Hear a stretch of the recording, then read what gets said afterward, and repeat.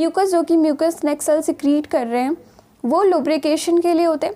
और जो हमारा म्यूकोसा है, सबसे अंदर वाली लेयर म्यूकोसा है, राइट। और पूरे hello everyone, welcome back to AR square YouTube channel. I am Anjali. तो आज की वीडियो में हम बात करने वाले हैं stomach, small intestine and large intestine के बारे में। अगर ये वीडियो अच्छी लगती है आपको तो सब्सक्राइब करना चैनल को एंड शेयर करना अपने फ्रेंड्स के साथ में। चलो जल्दी से स्टार्ट करते हैं वीडियो को।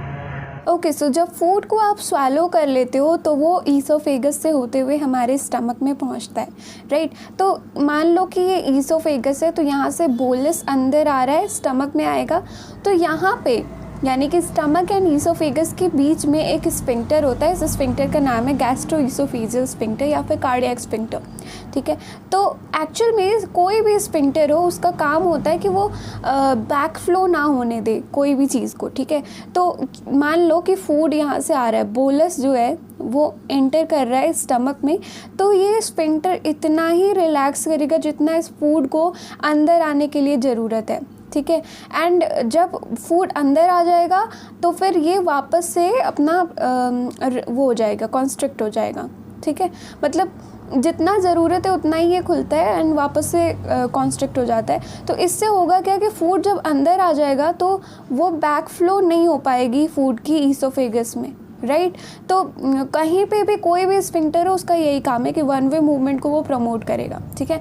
अब क्योंकि ये स्फिंक्टर हमारे स्टमक एंड ईसोफेगस के बीच में है तो इसको हम कहते हैं गैस्ट्रोईसोफेजियल स्फिंक्टर। इसको हम कार्डियक स्फिंक्टर भी कहते हैं। ये जो पोर्शन है, इस पोर्शन को हम कहते हैं कार्डिया, ओके। और फूड जब भी एंटर करेगा स्टमक में तो वो कार्डिया से होते हुए एंटर करेगा, तो इसलिए इस स्फिंक्टर का नाम हम कार्डियक स्फिंक्टर रखते हैं, ओके। देन जो आपको ये डोम शेप पोर्शन दिख रहा है, इस वाले डायग्राम में ज़्यादा क्लियर है। ये जो डोम शेप पोर्शन है इसको हम कहते हैं फंडस।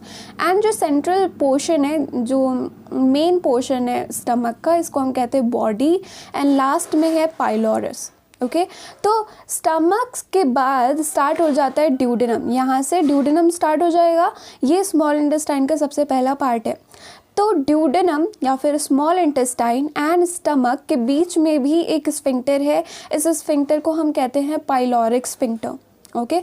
अब क्योंकि फूड यहाँ पे स्टोर होता है 4 to 5 आवर्स के लिए हमारे स्टमक में, तो फूड जब यहाँ पे आता है ना, स्मॉल इंटेस्टाइन में एंटर करता है, तो उसको हम कहते हैं काइम, ओके। तो काइम को वापस से स्टमक में ना आने देना पाइलोरिक स्फिंक्टर का काम है, ठीक है। उसके बाद यहाँ पे जो म्यूकोसा होती है ना, सबसे अंदर वाली लेयर होती है म्यूकोसा। तो जब पेट खाली रहता है तो म्यूकोसा बहुत सारे फोल्डिंग्स बना लेती है कुछ इस तरीके से। ये अंदर होता है, ओके, सबसे अंदर वाली लाइनिंग है। तो इस फोल्डिंग्स को हम कहते हैं रूगे। नाउ लोकेशन देख लेते हैं। Upper left portion of the abdominal cavity में हमारा स्टमक लोकेटेड है। ये widest part of the alimentary canal है। तो क्यों है? क्योंकि ये बैग लाइक स्ट्रक्चर है, बाकी सारा एलिमेंट्री कैनाल ट्यूब की तरह होता है, राइट। तो ये वाइडेस्ट पार्ट हो गया। उसके बाद फूड यहाँ पे 4 to 5 आवर्स के लिए स्टोर होता है। जो फूड अभी थोड़ी देर पहले बताया था कि ये देखो यहाँ पे स्फिंक्टर है, एक स्फिंक्टर ये हो गया, एक स्फिंक्टर ये हो गया। अब ये बैग लाइक स्ट्रक्चर है, इसमें फूड जो है 4 to 5 आवर्स के लिए रहेगा। स्टमक में बहुत सारी चर्निंग मूवमेंट्स होती हैं, राइट। चर्निंग मूवमेंट्स होने की वजह से जो फूड है वो गैस्ट्रिक जूसेस के साथ मिक्स हो पाता है अच्छे से, एंड जितना भी डाइजेशन होना होता है थोड़ा बहुत वो यहाँ पे होगा, ओके। और फूड यहाँ से फिर वापस नहीं, आगे ड्यूडेनम में जाएगा। तो ये फूड को हम कह देते हैं काइम, ओके। ये टर्म इम्पॉर्टेंट है। एंड जो हमारा स्टमक है वो उसमें एसिड होता है, HCl होता है। तो pH यहाँ का हाईली एसिडिक होगा, 1.8 होता है। म्यूकोसा में बहुत सारी गैस्ट्रिक ग्लैंड्स होती हैं जिनमें जो सेल्स होते हैं वो बहुत सारी चीज़ें सिक्रीट करते हैं, जिनके बारे में अभी हम थोड़ी देर में देखेंगे, ओके। तो म्यूकोसा जो कि सबसे अंदर वाली लेयर है उसमें गैस्ट्रिक पिट्स होती हैं, जैसा कि आप यहाँ देख पा रहे हो, गड्ढे गड्ढे से होते हैं। और इन गैस्ट्रिक पिट्स में होती हैं गैस्ट्रिक ग्लैंड्स, जैसा कि ये देख रहे हो, ये एक ग्लैंड है ये पूरा, ओके ये वाला एक पूरा एक ग्लैंड है। अब इन ग्लैंड्स में बहुत सारी सेल्स होती हैं जो कुछ सिक्रीट करती हैं। तो कौन कौन सी सेल्स हैं वो देख लेते हैं एक बारी। पहला है चीफ सेल जिनको हम पेप्टिक सेल भी कहते हैं, जाइमोजन सेल भी कहते हैं। उसके बाद है ऑक्जेंटिक सेल जिनको हम पेराइटल सेल भी कहते हैं। फाइनली म्यूकस नेक सेल जिनको गोबलेट सेल भी कहते हैं। तो जो चीफ सेल है ये सिक्रीट करते हैं pro enzymes. Okay pro enzyme यानी कि ये इनएक्टिव फॉर्म में एंजाइम को सिक्रीट करते हैं। ये जो एंजाइम्स होती हैं ये जब एक्टिवेट हो जाती है तब ये फंक्शनल होती है, अदरवाइज ये फंक्शनल नहीं होती हैं। कौन कौन से हैं? पहला है पेप्सिनोजन। ओके पेप्सिनोजन जब एक्टिवेट हो जाता है तो उसको हम कहते हैं पेप्सिन, राइट। उसके बाद है prorenin.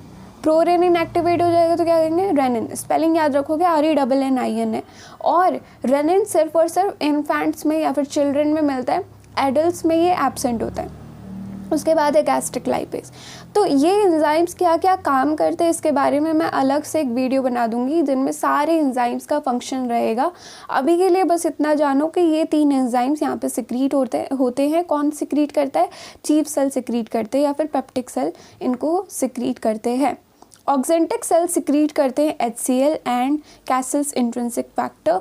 Mucus neck cell secrete करता है म्यूकस। अब HCl का फंक्शन देख लेते हैं। HCl डिफेंस के लिए काम करता है, जो जर्म्स होते हैं उनको किल करता है। ओके और जो ये पेप्सिनोजन है, पेप्सिनोजन को एक्टिवेट करने का काम HCl का होता है। तो पेप्सिनोजन को पेप्सिन में कन्वर्ट करता है HCl, ठीक है। और जो हमारे फूड में Fe3+ होता है तो Fe3+ को Fe2+ में कन्वर्ट करने का काम HCl का होता है। नाउ इसका फ़ायदा ये है कि Fe3+ हमारे बॉडी में एब्जॉर्ब नहीं हो पाती है, तो जब HCl उसको Fe2+ में कन्वर्ट कर देता है तो वो हमारे बॉडी में एब्जॉर्ब हो पाती है, ठीक है। Fe2+। नाउ आयरन हेमोग्लोबिन का एक कंपोनेंट है, तो अगर आयरन की कमी होगी तो हेमोग्लोबिन की कमी हो जाएगी। यानी कि अगर HCl किसी की बॉडी में सिक्रीट नहीं हो रहा है तो उसके बॉडी में अनीमिया होने के चांसेस होते हैं, ठीक है, डन। उसके बाद कैसल्स इंट्रिंसिक फैक्टर है। तो Castle's intrinsic factor absorption of vitamin B12 के लिए होता है। विटामिन B12 को हम कैसल्स एक्सट्रिंसिक फैक्टर भी कहते हैं, राइट। एक्सट्रिंसिक बाहर से आ रहा है, नाम से आपको पता चल रहा है कि कैसल्स एक्सट्रिंसिक फैक्टर के लिए हमारे बॉडी में कैसल्स इंट्रिंसिक फैक्टर होता है। विटामिन B12 की अगर कमी हो जाए तो हमारे बॉडी में पर्नीशियस अनीमिया हो सकता है, ठीक है। म्यूकस जो कि म्यूकस नेक सेल सिक्रीट कर रहे हैं वो लुब्रिकेशन के लिए होते हैं। और जो हमारा म्यूकोसा है, सबसे अंदर वाली लेयर म्यूकोसा है, राइट। और पूरे बैग में HCl है, तो HCl से म्यूकोसा को कोई हार्म ना पहुँचे, इसके लिए म्यूकस होता है, एज अ बैरियर काम करेगा between HCl and mucosal epithelium, ठीक है। उसके बाद आ जाओ स्मॉल इंटेस्टाइन में। तो स्मॉल इंटेस्टाइन को 3 पार्ट में डिस्टिंग्विश किया गया है, duodenum, jejunum and ileum. Spelling याद रखना, ILEUM, इलियम है, ओके। अब इसका स्ट्रक्चर एक बार ही देख लेते हैं। मान लो, थोड़ा सा जूम करती हूँ, हाँ। अब देखो यहाँ पे सबसे बाहर वाली लेयर सेरोसा है, फिर मस्कुलरिस है, सब म्यूकोसा एंड फाइनली म्यूकोसा है। यानी कि इधर के साइड फूड होएगा, राइट। इधर ल्यूमेन है और ये वॉल है बाहर की, ठीक है। तो आप ये देख पा रहे हो कि सब म्यूकोसा भी फोल्डेड है, म्यूकोसा भी फोल्डेड है, राइट। ये देख रहे हो ना, इधर फोल्डेड है ये सारा। तो इसको हम कहते हैं प्लाइके सर्कुलेस, ठीक है।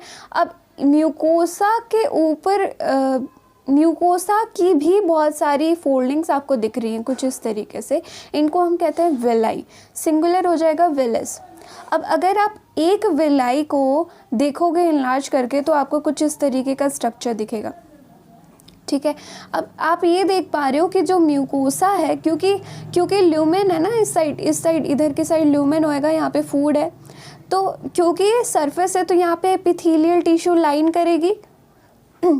अब यहाँ पे जो सेल्स इनको लाइन कर रहे हैं ये होते हैं ब्रश बॉर्डर कॉलमनार सेल्स, ठीक है। ब्रश बॉर्डर कॉलमनार यानी कि इनके ऊपर भी फिंगर लाइक प्रोजेक्शंस हैं और ये कॉलमनार सेल्स हैं।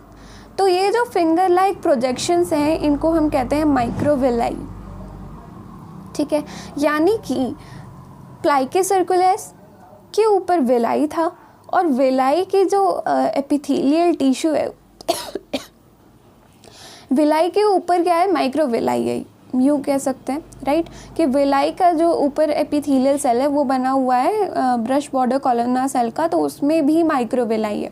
अब इतनी सारी फोल्डिंग्स करने की ज़रूरत इसलिए पड़ती है क्योंकि हमारे स्मॉल इंटेस्टाइन में एब्जॉर्प्शन होती है, राइट, तो सरफेस एरिया जितना ज़्यादा होगा उतने अच्छे से एब्जॉर्प्शन हो पाएगी, राइट, तो इसलिए इतनी सारी फोल्डिंग्स होती हैं। नाउ हम एक विलाई को यहाँ पे देख रहे हैं, ये वाला डायग्राम सिर्फ एक विलाई को शो कर रहा है, तो आप यहाँ देख पा रहे हो कि काफ़ी ज़्यादा यहाँ पे वेसल्स का सप्लाई है, राइट, आर्टरी आ रही है, यहाँ पे ये कैपिलरीज हैं, राइट, और ये आप देख पा रहे हो कि ये लिम्फ है, लिम्फेटिक वेसल है, ओके, इसको हम कहते हैं लैक्टियल,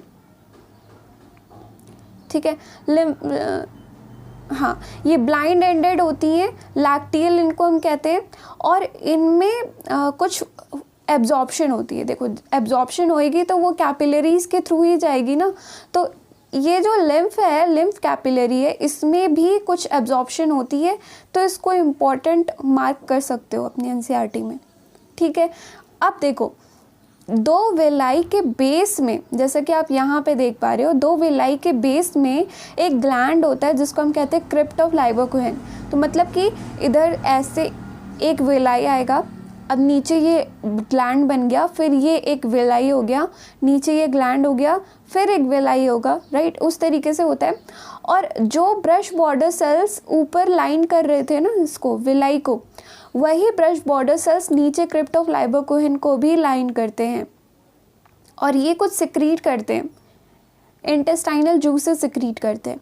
जो इंटेस्टाइनल जूसेस हैं उनको हम इन टोटलिटी कहते हैं सक्कस इंटेरिकस, ठीक है, बहुत सारे इंटेस्टाइनल जूसेस होती हैं, तो सक्कस इंटेरिकस उनको हम कह सकते हैं, इंटेस्टाइनल जूस का दूसरा नाम है, कह लो, ठीक है। तो ये सारे पॉइंट्स थे जो कि इम्पॉर्टेंट है। एक और पॉइंट है जो कि ब्रूनस ग्लैंड। देखो सब म्यूकोसा में एक ग्लैंड होता है ड्यूडेनम में, जिसको हम कहते हैं ब्रूनस ग्लैंड। बाकी सारे ग्लैंड्स आपको म्यूकोसा में मिलेंगे, लेकिन सिर्फ एक ये ग्लैंड है जो कि आपको सब म्यूकोसा में मिलेगा।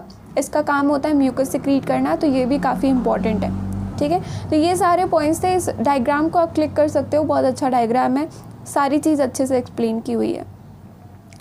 अब ये एनसीईआरटी का डायग्राम है, आप यहाँ देख पा रहे हो कि विलाई शो किया गया है, राइट, और ये नीचे के साइड बेस में क्रिप्ट ऑफ लाइबोकुहेन है, कैपिलरीज है, यहाँ पे लैक्टियल है, येलो कलर की जो दिखा रही है वो लैक्टियल है, ठीक है, डन, इतना ही है। आगे बढ़ते हैं लार्ज इंटेस्टाइन में। तो देखो स्मॉल इंटेस्टाइन के 3 पार्ट्स थे, ड्यूडेनम, जेजुनम, इलियम।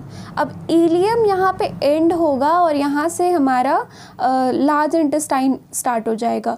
तो इलियम एंड होता है सीकम में, ठीक है। सीकम में एक ब्लाइंड सैक होता है जिसको हम हाउस ऑफ गुड बैक्टीरिया भी कहते हैं। सीकम और इलियम के बीच में एक वॉल्व होता है जिसको हम कहते हैं इलियोसिकल वॉल्व, ठीक है। इसका भी काम वही है कि भाई बैक फ्लो नहीं होने देना है, जो भी यहाँ पे आएगा अनडाइजेस्टेड फूड जितना भी यहाँ पे आता है उसका बैक फ्लो नहीं होना चाहिए, ठीक है। तो सीकम के बाद स्टार्ट हो जाता है ascending colon, then transverse colon, फिर डिसेंडिंग कोलॉन, उसके बाद आ जाएगा sigmoid colon, rectum and anus, ठीक है। अब ये जो सीकम है इसको हम हाउस ऑफ गुड बैक्टीरिया इसलिए कहते हैं क्योंकि यहाँ पे कुछ ऐसे बैक्टीरिया होते हैं जो कि सिम्बायोटिक होते हैं, राइट। तो एक्चुअल में होता क्या है कि स्मॉल इंटेस्टाइन में जितना भी एब्जॉर्प्शन होना था वो सारा हो चुका रहता है। अब यहाँ पे यानी कि लार्ज इंटेस्टाइन में जितना भी अनडाइजेस्टेड मटेरियल आएगा उसका फर्दर डाइजेशन नहीं होता है, यहाँ पे सिर्फ और सिर्फ एब्जॉर्प्शन होगी हमारे लार्ज इंटेस्टाइन में। किस चीज़ की एब्जॉर्प्शन होगी? वाटर की, मिनरल की एंड सर्टेन ड्रग्स की एब्जॉर्प्शन होएगी, ठीक है। तो सीकम में जो भी अनडाइजेस्टेड मटेरियल आता है उसके ऊपर हमारे यहाँ पे जो भी बैक्टीरिया होते हैं वो लिव करते हैं, मतलब कि उससे न्यूट्रिशन लेते हैं, ठीक है। और फिर हमारे बॉडी को विटामिन बी एंड विटामिन के बना के वो बैक्टीरिया देते हैं। तो क्योंकि उन बैक्टीरिया का भी फ़ायदा हो रहा है और हमारा भी फ़ायदा हो रहा है, तो इसलिए इनको हम कहते हैं गुड बैक्टीरियाज या फिर सिम्बायोटिक बैक्टीरियाज, ठीक है। अब यहाँ पे आप ये देख पा रहे हो, ये फिंगर लाइक प्रोजेक्शन है जो कि वॉर्म की तरह दिख रहा है, इसको हम कहते हैं अपेंडिक्स, जो कि वेस्टिजियल है, ठीक है। रेक्टम में कुछ टाइम के लिए जो भी फीसेस है वो स्टोर होती है एंड फाइनली एनएस के थ्रू इजेशन हो जाता है, ठीक है। ये सारे पॉइंट्स थे जो कि आपको याद रखने हैं। सो फाइनली हमने क्या कर लिया है, एलिमेंट्री कैनाल पूरी कंप्लीट कर ली है एंड हिस्टोलॉजी ऑफ ह्यूमन गट हमने देख लिया है। अब नेक्स्ट वीडियो से एसेसरी ग्लैंड्स हम स्टार्ट करने वाले हैं, ठीक है। So that's it for today. अगर वीडियो अच्छी लगी है तो सब्सक्राइब करना चैनल को एंड अपने फ्रेंड्स के साथ शेयर करना। Thank you so much for watching.